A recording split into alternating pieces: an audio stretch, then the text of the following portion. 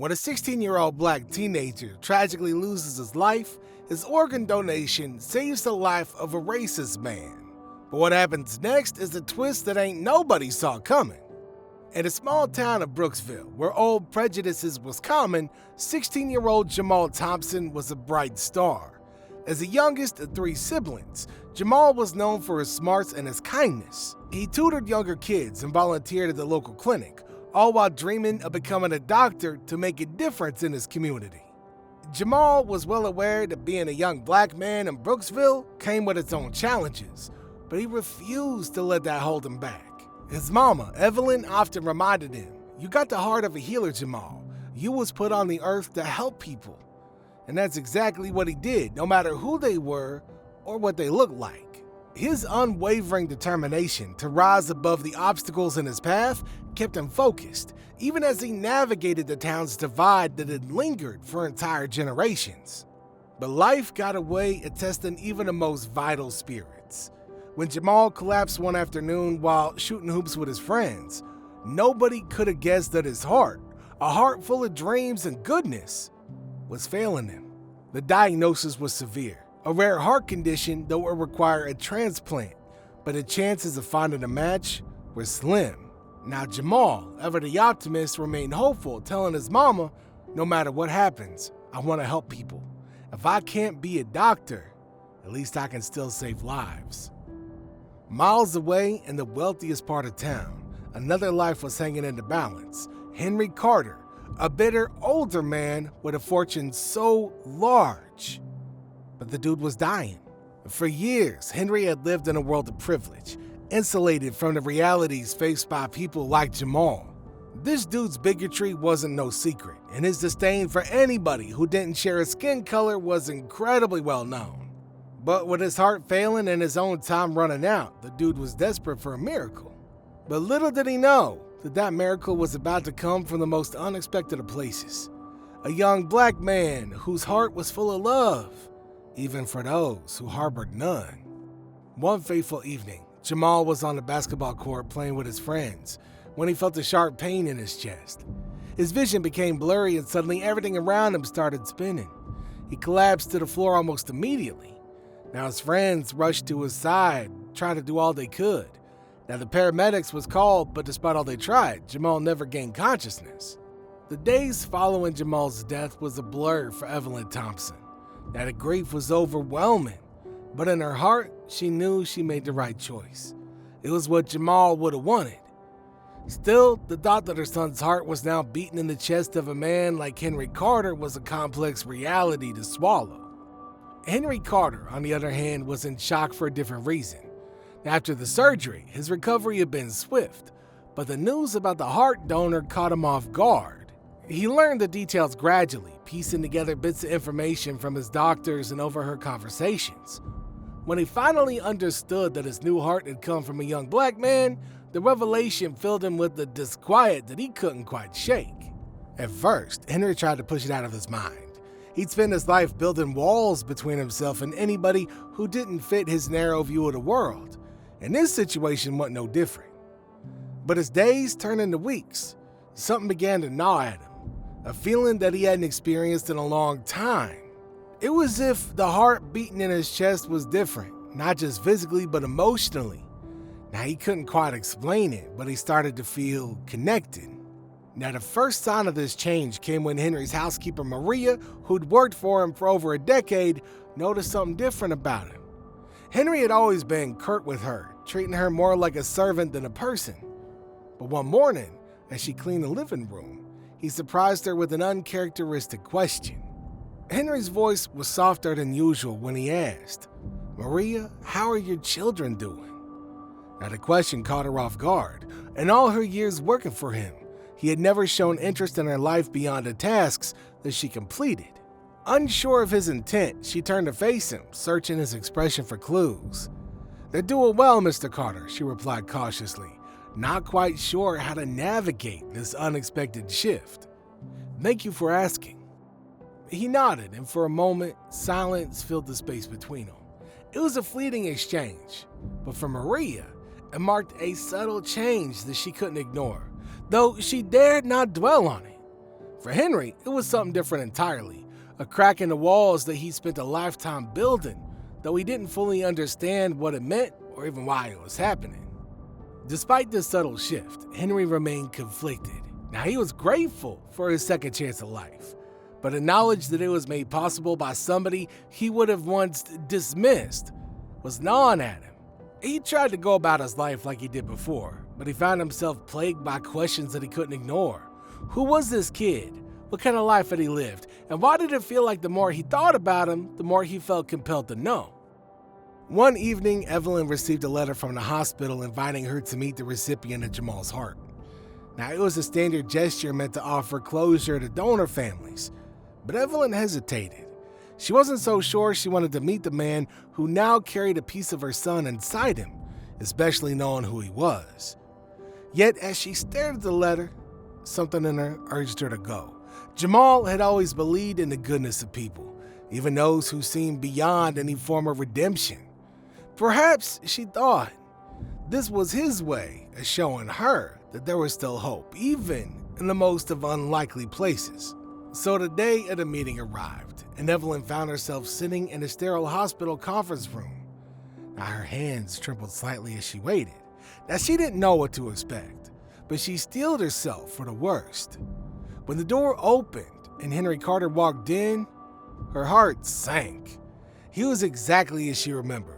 Tall with a stern face, lined by years of scowling and an air of entitlement that clung to him like a second skin. He hesitated for a moment before taking a seat across from her. His gaze briefly met hers before it flicked away. The silence between them was heavy, broken only by the sound of Henry clearing his throat. Now, awkwardly, he began to speak. "Miss Thompson, I wanted to thank you for your son's gift. I know it couldn't have been easy."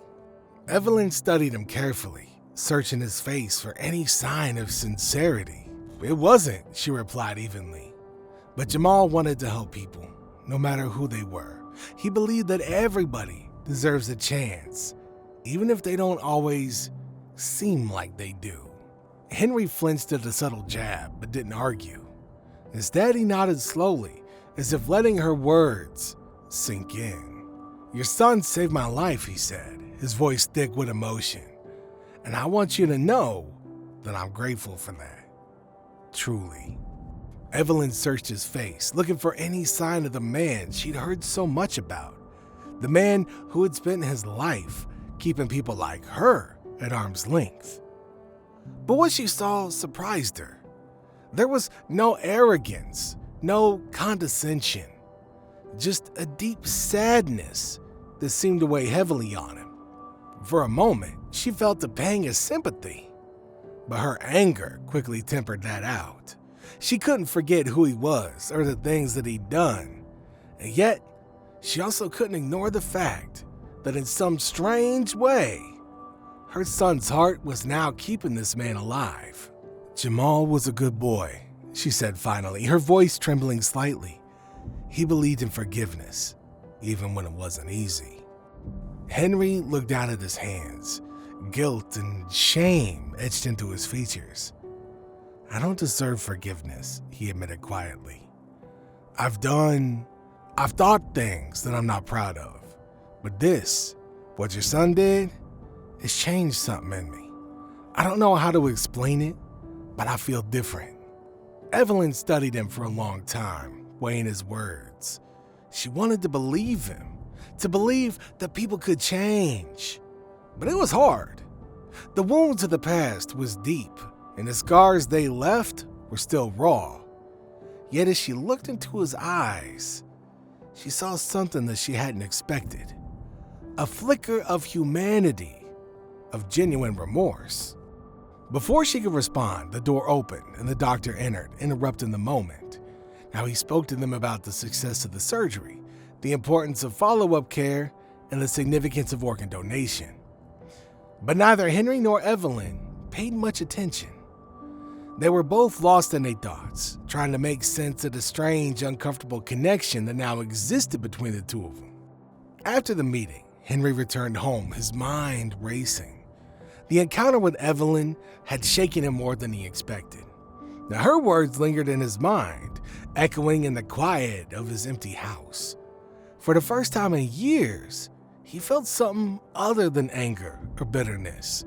He felt guilt, a deep, unsettling guilt that gnawed at him and refused to let go. The more Henry tried to ignore these feelings, the more insistent they all became. He found himself drawn to places he had never cared about before. Now, one day, on an impulse, he drove to a part of town where Jamal had lived. As he walked through the streets, he was struck by the sense of familiarity, as if he'd been there before. He saw kids playing, their laughter echoing in the air, and for the first time, he felt something other than disdain. He felt sorrow. It was on this walk that Henry passed by a community center with a large mural painted on the side. The mural depicted a young boy with a wide smile, surrounded by books and symbols of medicine, a stethoscope, a heart, and a pair of hands reaching out to help. Underneath the mural were the words, "In loving memory of Jamal Thompson, a heart to save lives." Henry stopped in his tracks, staring at the mural. He felt a lump in his throat as he realized that the boy in the painting was the same kid from his dreams, Jamal. The realization hit him like a tidal wave. This was the boy who had given him a second chance at life, the boy whose heart now beat in his chest. And yet, here he was, standing in a neighborhood he had once scorned, among people he had once dismissed as inferior people. Henry Carter's life had become a strange mix of old habits and new realizations. The heart transplant had given him more than just the physical ability to go on. It had awakened something within him that he had long buried, a sense of humanity that he once believed lost. But even as he began to see the world through different eyes, the weight of his past still bore down on him. He knew that words alone couldn't absolve him of the life that he had lived, nor could they fully honor the boy who had given him a second chance. Something more was required, and that realization clawed at him, driving him to do something meaningful. The opportunity presented itself unexpectedly. One day, while reading a local newspaper, Henry came across an article about the financial struggles of the Brooksville Community Center, the same place he had visited when he saw Jamal's mural. The center, which served as a haven for the town's youth, was at risk of closing due to a lack of funds. The news struck Henry hard. He knew that this was a place that had likely shaped Jamal's life, a place that had nurtured the dreams of a boy who had saved his own life. That night, Henry couldn't sleep. The thought of the center closing down kept him awake, and the memory of Jamal's face on that mural haunted him. He realized that this was his chance to do something that would genuinely honor Jamal's memory. But more than that, it was his chance to make amends, to begin to repair the damage that he had caused over the years through his prejudice and through his arrogance.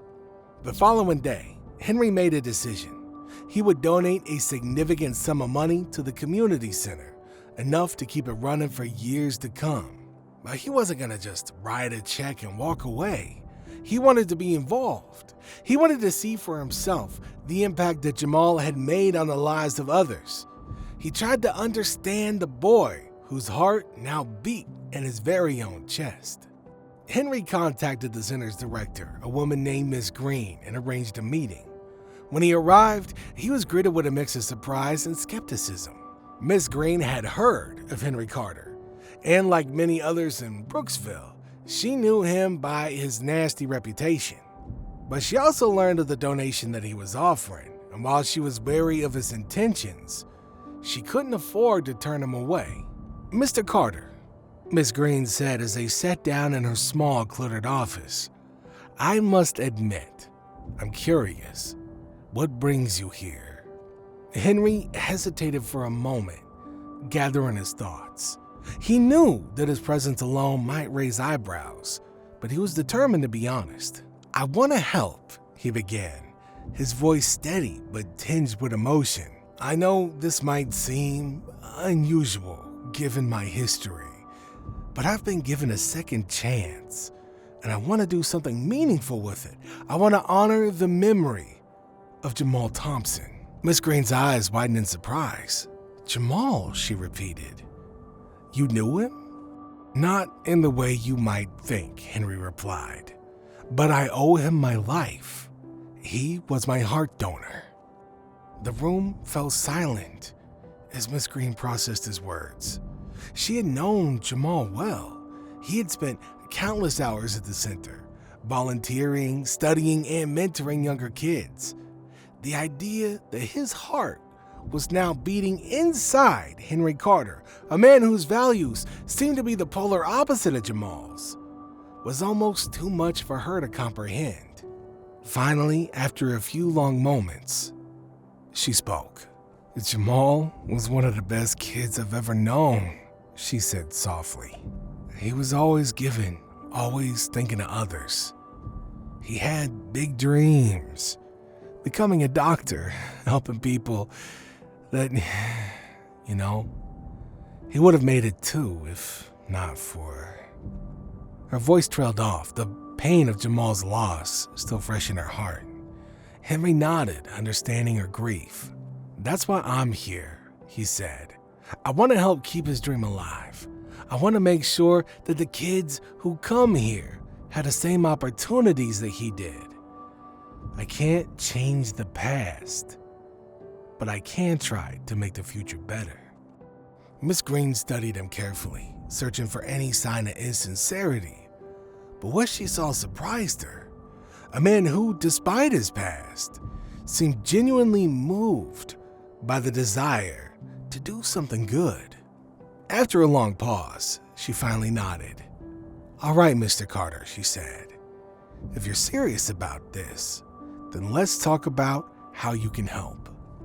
Over the next few weeks, Henry became a regular presence at the community center. At first, the kids and staff were wary of him, unsure of what to make of the older man who seemed so out of place among them all. But Henry persisted. He attended events, sponsored programs, and even spent time getting to know the kids. And slowly, the barriers began to break down. People started to see him not as the Henry Carter of old, but as somebody who was trying to make a difference. One day, Henry found himself in a conversation with a young boy named Malik, who reminded him so much of Jamal. Bright, ambitious, and full of potential. Malik was struggling with his science homework, and Henry, who had always prided himself on his intelligence, offered to help. As they worked through the problems together, Malik looked up at him and asked, "Why are you doing this, Mr. Carter?" Henry paused, taken aback by the directness of the question. After a moment, he smiled sadly and replied, "Because someone once helped me, even when I didn't deserve it, and I'm trying to repay that kindness." Malik frowned, clearly confused. "But you're rich. Don't you got everything you need?" Henry shook his head. "Money isn't everything, Malik. Sometimes what you need most is a second chance, a chance to do better, to be better." The conversation left Henry deep in thought. He realized that for all the money that he had, it was the connections he was forming at the center, the relationships with people like Malik, that were genuinely changing him. He was beginning to understand what Jamal had always known. The real wealth wasn't measured in dollars, but in the impact that you had on other people. The actual test of Henry's transformation came during the annual fundraiser for the community center. The event was meant to raise awareness and funds, but for Henry, it was something more. It was a chance to acknowledge his past and take responsibility for it publicly. When it was his turn to speak, Henry stood before the crowd, his hands trembling slightly. He looked out at the faces of the people that he had spent so long avoiding, people he had once considered beneath him, and he felt a surge of emotion. The room was silent, the weight of his words hanging in the air. Henry took a deep breath. Tonight, I want to honor someone who changed my life. His name was Jamal Thompson, and he was the kind of person I always should have aspired to be. Kind, selfless, and full of love for others. When I received his heart, I didn't just get a second chance at life. I got a second chance to be a better person, and I intend to make the most of it. As he finished speaking, Henry felt a sense of peace wash over him. The polite but restrained applause that followed was as the people in the room processed the significance of his words. And yet, amidst the crowd, Evelyn Thompson stood, tears streaming down her face. She approached Henry afterward, her eyes filled with a mixture of sorrow and gratitude. "Thank you," she whispered, her voice choked with emotion. "Thank you for honoring my son." Henry nodded, his own eyes glistening with tears. "It's the best I could do," he replied. "I'll never be able to repay what he gave me, but I promise you, I'll spend the rest of my life trying." That night, he marked a turning point for Henry. For the first time in years, he felt a sense of purpose beyond himself. He continued to support the community center, but more than that, he became a mentor to the kids who came through its doors. He shared his story, not as a man seeking redemption, but as someone who had been given the gift of a new perspective, a perspective that had changed his life forever. As Henry settled into his new role at the community center, his involvement began to make a difference. He worked closely with his staff, contributed to various programs, and became a mentor to the kids. Henry's efforts weren't just financial. He was actively present, participating in events and building relationships with the community. Evelyn Thompson, Jamal's mama, noticed these changes with a mix of skepticism and hope. Initially, she struggled to reconcile her son's legacy with Henry's past. But as she saw the genuine effort that Henry made to support and uplift the community, her stance began to soften. She acknowledged that while she couldn't erase the past, Henry's positive impact could honor Jamal's memory in a meaningful way. The community started to see Henry in a new light. The kids, who was once wary of him, began to appreciate his involvement, and his actions started to inspire other people. The center, now fully funded and thriving, became a place of hope and opportunity, continuing the legacy that Jamal had envisioned for his people. The transformation within Henry and the positive changes in the community illustrate the power of redemption and the potential for personal growth, even in the most unlikely of circumstances. Thanks for tuning in, everybody. Make sure y'all like, share, and subscribe to our channel for more. And I'll see you in our next story.